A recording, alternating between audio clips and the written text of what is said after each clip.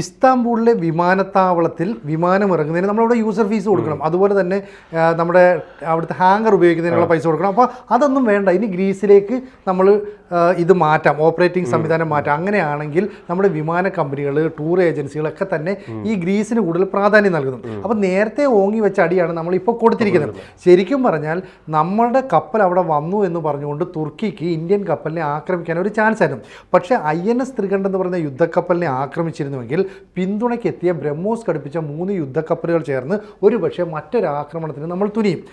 എന്തെങ്കിലും കാരണവശാൽ തുർക്കിയും ഇന്ത്യയും തമ്മിൽ അങ്ങനെ ഒരു സംഘർഷം ഉണ്ടായാൽ ഫ്രാൻസ് പോലെയുള്ള രാജ്യങ്ങൾ ഇന്ത്യയുടെ കൂടെ നിൽക്കുള്ളൂ. കാരണം നമ്മളും ഫ്രാൻസും തമ്മിൽ ഇപ്പോൾ റഫേൽ യുദ്ധവിമാനം വാങ്ങുന്ന കാര്യത്തിൽ നമ്മളുടെ കയ്യിൽ നിന്ന് ചില പ്രതിരോധ സംവിധാനങ്ങൾ വാങ്ങുന്ന കാര്യത്തിലൊക്കെ തന്നെ ഫ്രാൻസുമായിട്ട് നമുക്ക് കരാറുണ്ട്. ഇവിടുത്തെ പ്രശ്നം എന്താ? തുർക്കി വെറുതെ നാറ്റോയെ ഇളക്കിയിട്ട് യൂറോപ്യൻ രാജ്യങ്ങളുടെ ഒരു പിന്തുണ നേടാനായിട്ട് ശ്രമിച്ചു. പക്ഷേ നമ്മൾ അന്താരാഷ്ട്ര കപ്പൽ നിയമങ്ങൾ ഒന്നും ലംഘിച്ചിട്ടില്ല. മെഡിറ്ററേനിയൻ കടലിൽ നമുക്ക് പോകാവുന്ന പാതയിലൂടെ മാത്രമേ സഞ്ചരിച്ചിട്ടുള്ളൂ. അപ്പോൾ ഈ ഭാഗത്ത് മറ്റ് കപ്പലുകൾ വരാത്ത എന്താണെന്ന് വെച്ചാൽ സമീപത്തെ തീരദേശ രാജ്യങ്ങളെ തുർക്കി ഭയപ്പെടുത്തുന്നു. നിങ്ങളുടെ കപ്പൽ അനധികൃതമായിട്ട് ഇങ്ങോട്ട് വന്നാൽ ഞങ്ങൾ അറ്റാക്ക് ചെയ്യും. ബാക്കിയുള്ള രാജ്യങ്ങൾക്ക് പേടിയായി. കാരണം നാറ്റോയിലെ തന്നെ ഏറ്റവും വലിയ രണ്ടാമത്തെ സൈനിക ശക്തിയാണ് ഈ തുർക്കി. അവരെ പേടിയാണ്. അപ്പോൾ തൊയ്ബ് എർദോഗൻ ഇത്രയും കാലം ഭീഷണിപ്പെടുത്തി ആ മേഖലയിലേക്ക് കപ്പലുകൾക്ക് വിലക്ക് ഏർപ്പെടുത്തിയെങ്കിൽ ഇന്ത്യൻ പ്രധാനമന്ത്രി നരേന്ദ്രമോദി ഒരു പ്ലാൻ അങ്ങ് വെക്കുകയാണ്.